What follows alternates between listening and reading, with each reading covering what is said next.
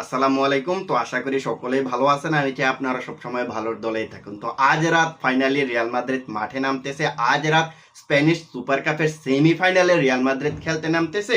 যেই ম্যাচটা জিততে পারলে সরাসরি ফাইনালে। তো ফাইনালে আমাদের প্রতিপক্ষ কে হবে? যদি আজকের ম্যাচটা জিততে পারে রিয়াল মাদ্রিদ, তাহলে রিয়াল মাদ্রিদের প্রতিপক্ষ হবে বার্সেলোনা। তো এই ম্যাচটা আমাদের আজকে যেই করে হোক জিততেই হবে। আমাদের স্প্যানিশ সুপার কাপের ফাইনালে উঠতে হবে, কারণ আমাদের বার্সেলোনার সঙ্গে একটা রিভেঞ্জের ব্যাপার স্যাপার তো আছে। কারণ আমাদেরকে বার্সেলোনা এখান থেকে কয়েক মাস আগে 4-0 গোলে বিধ্বস্ত করেছে।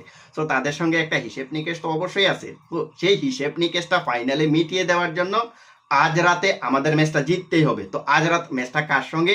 আজ রাত ম্যাচটা হচ্ছে মায়োরকার সঙ্গে, যে মায়োরকা এখন লা লিগার পয়েন্ট টেবিলে 6 নম্বরে আছে। সো এমন একটা টিমের বিপক্ষে কিন্তু আমাদেরকে খেলতে হবে।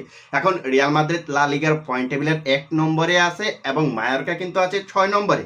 তো আজকের এই ভিডিওতে আমরা এই ম্যাচটা নিয়ে কথা বলা ট্রাই করব। প্রথমত আমরা যদি বিটুইন টু টিমের লাস্ট কয়েকটা ম্যাচের ফলাফল দেখি, তাহলে দেখতে পারবো যে সর্বশেষ 5 ম্যাচে রিয়াল মাদ্রিদ 3টাতে জিতেছে, একটা ড্র করেছে, একটা হেরেছে।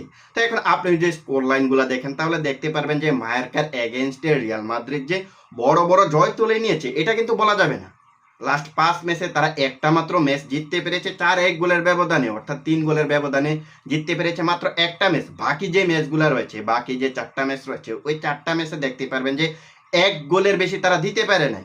1-0 গোলে জিতেছে, কখনো 1-1 গোলে ড্র করেছে। এবং সর্বশেষ যে ম্যাচটা রয়েছে না, সর্বশেষ যে ম্যাচটা রিয়াল মাদ্রিদ এবং মায়োরকা খেলেছে, ওই ম্যাচটা কিন্তু 1-1 গোলে ড্র হয়েছে। সো এখন আমরা যে জিনিসটা বুঝতে পারলাম, মায়োরকা কিন্তু রিয়াল মাদ্রিদের এগেনস্টে বেশ ভালো মানের ফুটবল খেলে।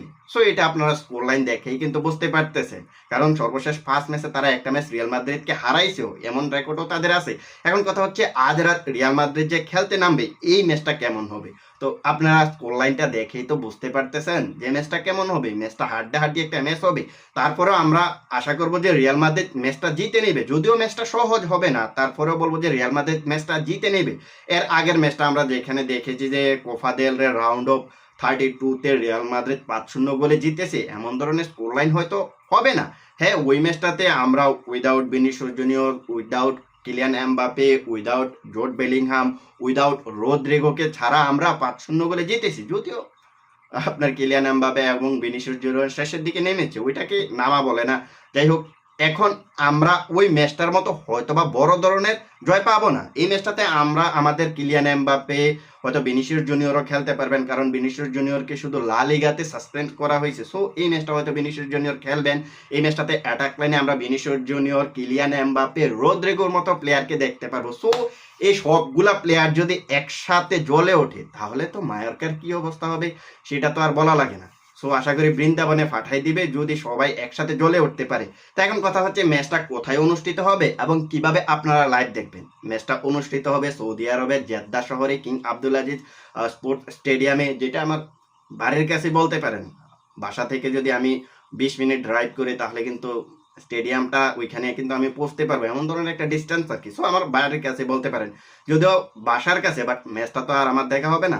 এখন যদি আমরা স্টেডিয়ামের ধারণ ক্ষমতাটা দেখি, তাহলে কিন্তু দেখতে পারবো যে এই স্টেডিয়ামের ধারণ ক্ষমতা হচ্ছে 63,355 জন সম্ভবত। তো এমন ধরনের একটা স্টেডিয়ামে রিয়াল মাদ্রিদ সেমিফাইনালটা খেলতে নামবে। এখন কথা হচ্ছে ম্যাচটা আপনারা কিভাবে লাইভ দেখবেন। দেখুন, এই ম্যাচগুলো দেখার জন্য এশিয়াতে কোনো টিভি চ্যানেল অ্যাভেলেবেল পাবেন না। যারা সৌদি আরবে আছেন তারা হয়তো বা ব্রডকাস্ট দেখতে পারবেন, বেন স্পোর্টসে দেখতে পারবেন। বাট এটা ছাড়াও কিন্তু আপনারা বিভিন্ন ধরনের আনঅফিসিয়ালি অ্যাপস দিয়ে ম্যাচটা দেখতে পারবেন, যেমন live football TV, live football HD TV stream, live football TV HD stream, কোরা লাইভ, ইয়াল্লা শুট, এই টাইপের অ্যাপসগুলো দিয়ে আপনারা ম্যাচটা দেখতে পারেন। তো এটা হচ্ছে লাইভ স্ট্রিমের ইনফরমেশন। তো সর্বশেষ যে কথাটা বলতে চাই, সেই কথাটা হচ্ছে আজ রাত রিয়াল মাদ্রিদ মায়োরকাকে হারাতে পারলেই আমরা আবারও একটা এল ক্লাসিকো দেখতে পারবো, যেখানে রিয়াল মাদ্রিদের সুযোগ থাকবে রিভেঞ্জ নেওয়ার, রিভেঞ্জ নিয়ে ট্রফিটা ক্লেম করার। অন্যদিকে বার্সেলোনার সুযোগ থাকবে এই সিজনের প্রথম ট্রফিটা ক্লেম করার। তো শেষ পর্যন্ত দেখা যাক আমরা কি আবারও এল ক্লাসিকোর একটা হাড্ডাহাড্ডি ম্যাচ দেখতে পারবো কিনা। সেটার জন্য আজকের ম্যাচের দিকে আমাদের ফোকাস রাখতে হবে। সবাই চাইবে রিয়াল মাদ্রিদ এই ম্যাচটা জিতুক, কারণ রিয়াল এবং বার্সেলোনার ব্যাটল আমরা আরো একবার দেখতে পারবো। তো এই ব্যাপারে আপনাদের মতামত কি? রিয়াল মাদ্রিদ এই ম্যাচটা জিতবে কি জিতবে না? রিয়াল মাদ্রিদ বার্সেলোনার এগেইনস্টে ফাইনালে খেলতে পারবে কি পারবে না, সেই বিষয়টা আপনারা কমেন্ট সেকশনে জানিয়ে দিতে পারেন। তো আজকের ভিডিওটা এখানে শেষ করব, দেখা হবে অন্য কোনো এক ভিডিওতে। সে পর্যন্ত ভালো থাকবেন, আল্লাহ হাফেজ।